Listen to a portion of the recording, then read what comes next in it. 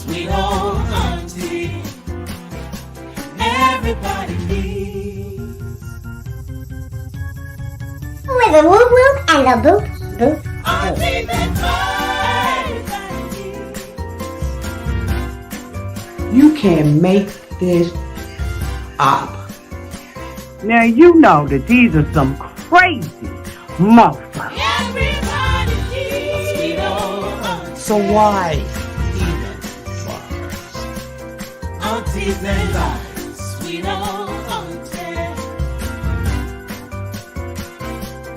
Aunties and ways. Are you okay? Are you okay? Well, it appears that there is more to Becky than what met our eyes.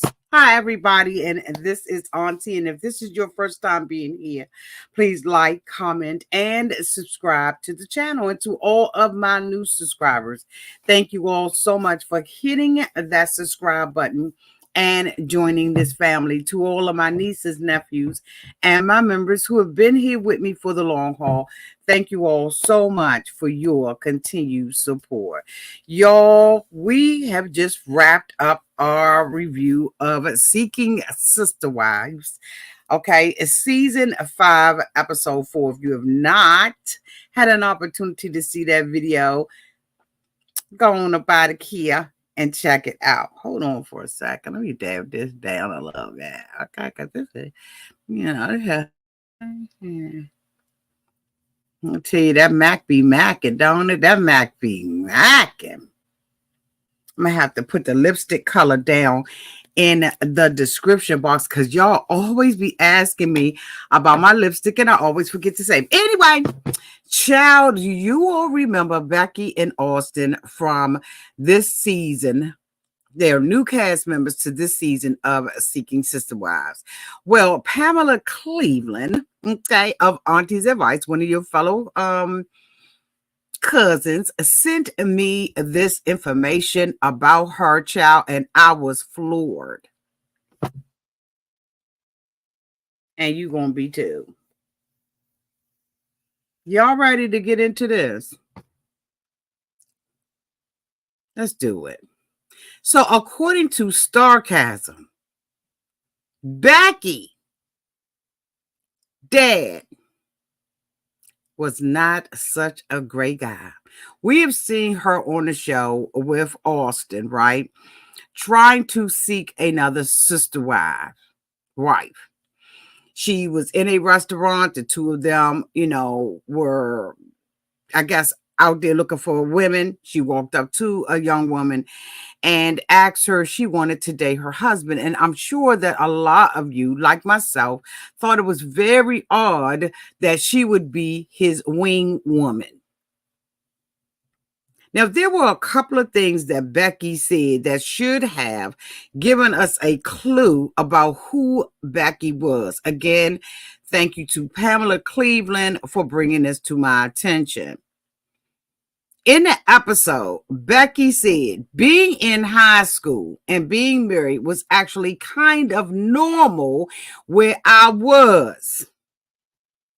She said that she was married at 16.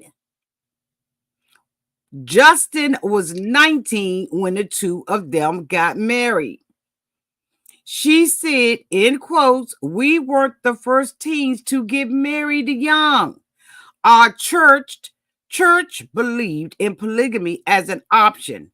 My dad was the pastor of the church, and he studied the Bible a lot. He got other wives as he was finding all the scriptures that prove that it is okay to do." She then made the statement about there not being a negative about her upbringing, saying, in quotes, "Growing up in a polygamous household to me was never a negative. I guess sometimes I might have felt like, oh, my dad doesn't really have much now. But then I also got other people to talk to." Becky went on to say, my mom's kind of a loner, typically. So she didn't have the great bonding experience that I know I'll have. These are all the words of Becky when we were introduced to her, but it went over our heads. In an article in the New York Times, dated May 3rd of 2017, Tony Alamo,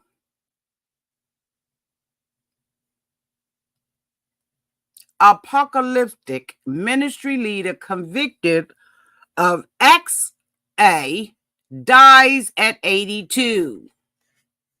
Who is Tom Alamo, you would ask, Auntie? Becky's stepfather. You heard me. Becky's stepdaddy. Do y'all want to know who Tommy or Tony Alamo is?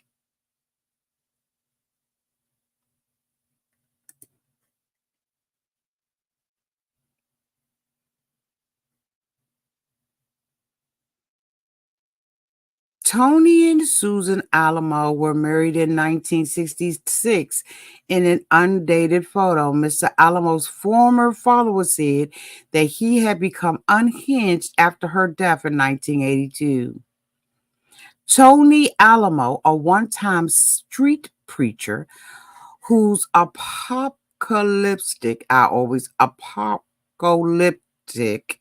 ministry grew into a multi-million-dollar network of businesses and property before he was convicted in Arkansas for actually abusing girls he considered his wife. He died on Tuesday in a federal prison in North Carolina. He was 82. The United States Bureau of Prisons said he died in a prison hospital. He was convicted in 2009 of taking girls across state lines for one was a 9-year-old. A judge sentenced him to a maximum 170 years. I will make sure that I leave the article in the description box. Let's read a little bit more about who Tony was and what we are possibly looking at with Becky. Shall we? Yes, we shall.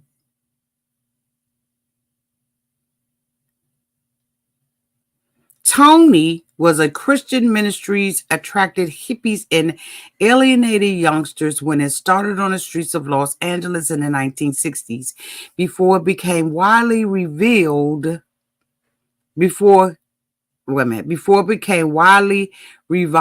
for its leaders' actions and teaching.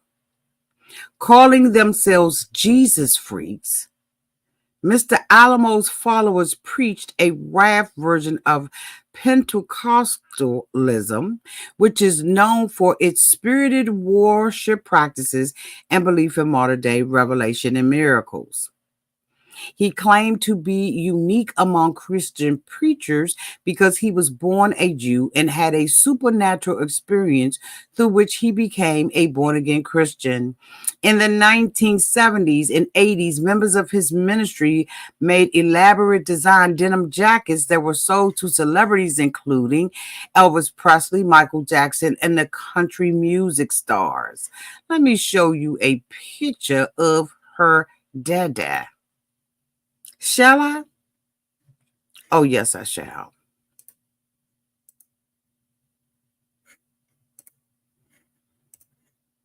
This is her dada.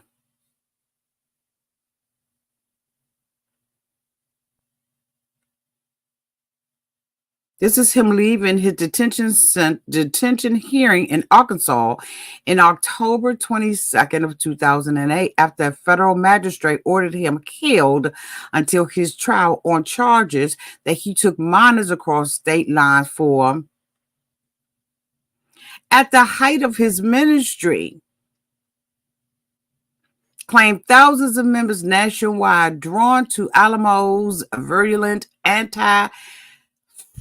whatever, in which he claimed that God had authorized polygamy, professed that gay people were the tools of Satan, and believed that girls were fit for marriage. He said, in quotes, consent is puberty, he told the Associated Press in 2008. From a 300-acre compound in northwest Arkansas, he presided over several businesses, including gas stations, a hog farm, a grocery store, and a restaurant that funded his ministry. Ultimately, the Internal Revenue Service claimed that he owed $7.9 million in taxes, and federal agents raided his property in 1991. Sound familiar?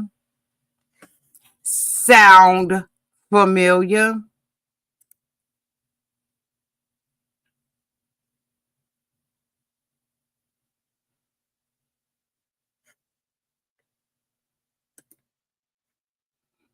He was convicted of tax evasion and served 4 years in prison. After he left prison, he went back and he started a new compound in Arkansas and had about 100 followers at the time.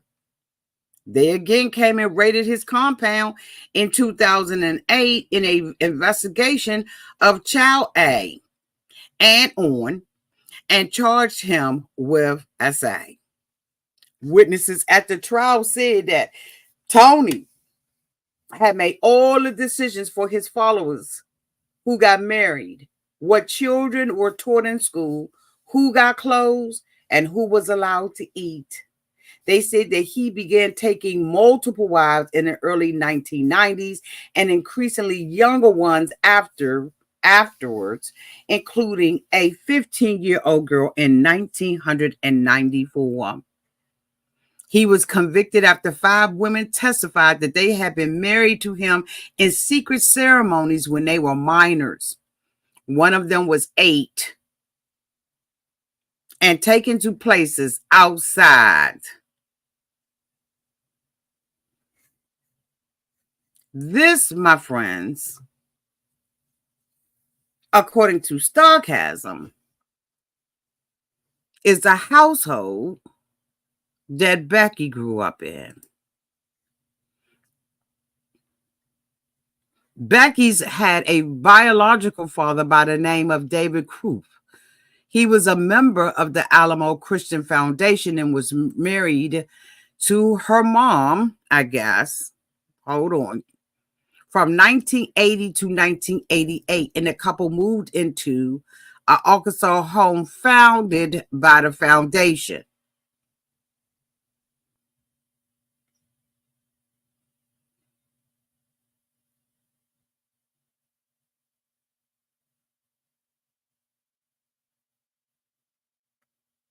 I will make sure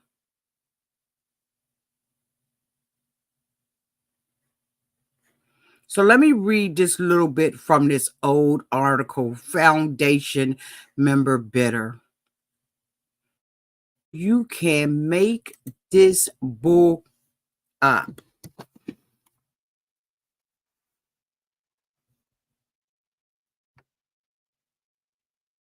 Let me read to y'all what happened in the article.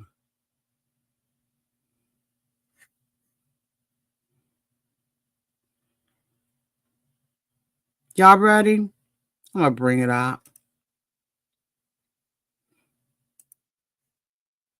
Let's see. Let's look at it. Ex-Foundation Member Bitter by Linda Subold.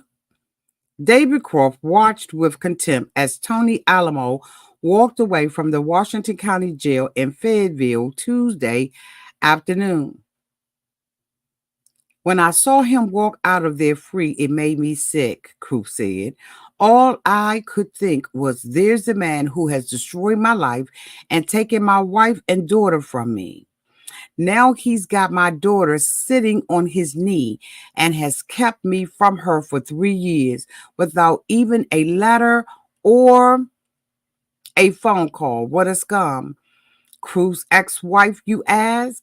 Sharon is Mrs. Tony Alamo. The Cruz were married December 27th of 1980. They divorced in 1988 in Crawford County after living in Alamo Foundation housing in Dyer about 2 years. Cruz said the couple had one child by the name of Rebecca. According to the records of the divorce, Cruz is to be allowed to visit his daughter, Rebecca, every other weekend and holiday during Christmas vacation and 6 weeks each summer. Cruz said he has been down on his luck since the divorce and doesn't expect to get custody of his daughter, but that his visitation rights should be honored.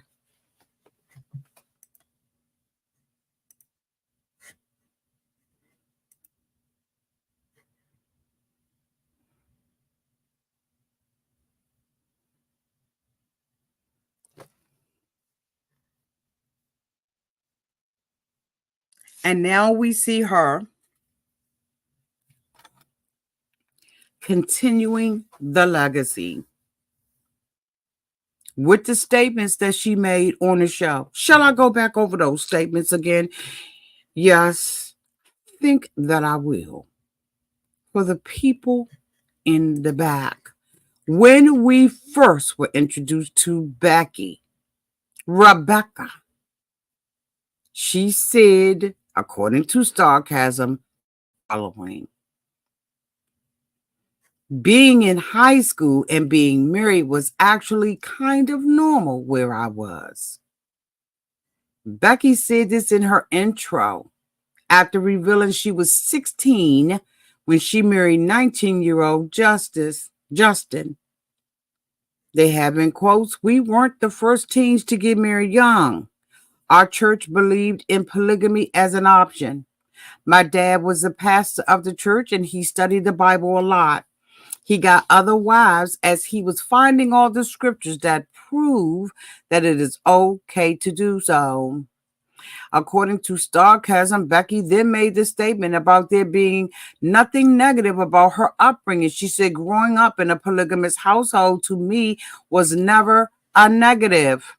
I guess sometimes I might have felt like, oh, my dad doesn't really have much time for me now, but then I also got other people to talk to.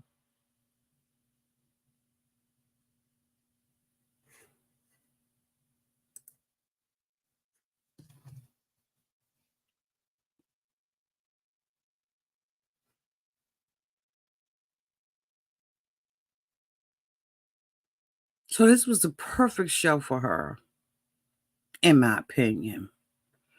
If all of what Sarcasm has pulled together and connected Becky, to Tony,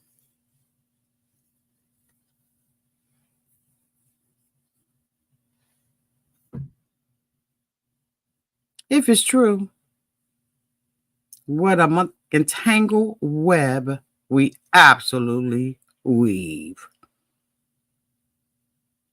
I kept wondering why this young lady was willing to walk up to people, has been pushing Justin. Well, now, let me not say pushing Justin, but being his wing woman to a woman who was seated in a restaurant talking with her girlfriends. A woman who wanted to know what was said on the text, whether or not Justin was going to respond back to the text message. Was it Desiree or what was the lady's name?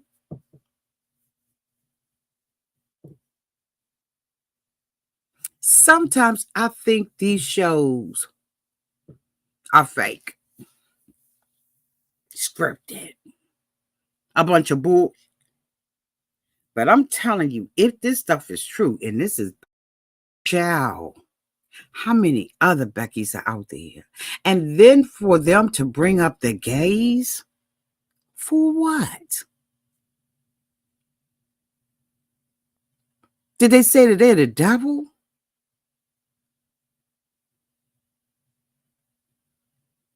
This is a hot mess. Again, I will leave a copy of a link of both of these articles in the description box so you can read it in its totality, because I didn't even do that.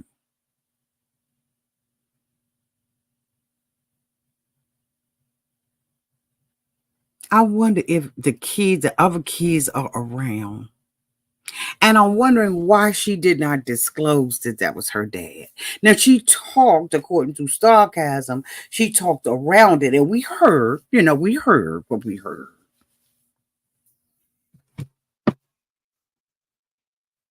I wonder why she didn't disclose. Y'all, this is a mess. What are we looking at from week to week? I wonder what's going to come out the box about Garrick. Child, we'll just see. Thank you all so much for being here. And until we meet again, y'all be safe out there in them streets and in the water. Bye, y'all.